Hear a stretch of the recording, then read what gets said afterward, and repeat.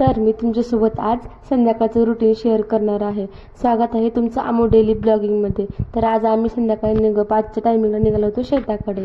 ते का ते तुम्हाला सांगते. तर आम्हाला भुईमुग बघायचं होता, काढायला आला का नाही ते. मी तुम्हाला पाठीमागे विहीर खोदायला चालू सांगितलं. ही विहीर आहे बघा, ती पाणी भरपूर लागलं, आडवे वगैरे बोर वगैरे काहीच नाही केलेलं आणखी.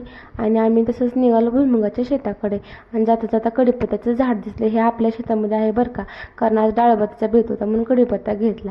2 वेळेला उपटून पाहिलं पण एवढ्या काय शेंगा नंतर पोगच होते बरेच त्याला. आणि यावर्षी शेंगा देखील कमी आहेत बरं का आपल्या भुईमुगाला. गेल्या वर्षी भरपूर शेंगा लागलेल्या होत्या. नंतर आम्ही निघालो घराकडे, कारण आज स्वयंपाक देखील करायचा होता घरी जाऊन. हा आमचा शेजारचा छोटू दादा आहे बरं का, समर्थ ह्याला दादा दादा असं बोलतो. नंतर आम्ही निघालो घराकडे, कारण घरी जाऊन आणखी डाळ भात स्वयंपाक वगैरे करायचा होता.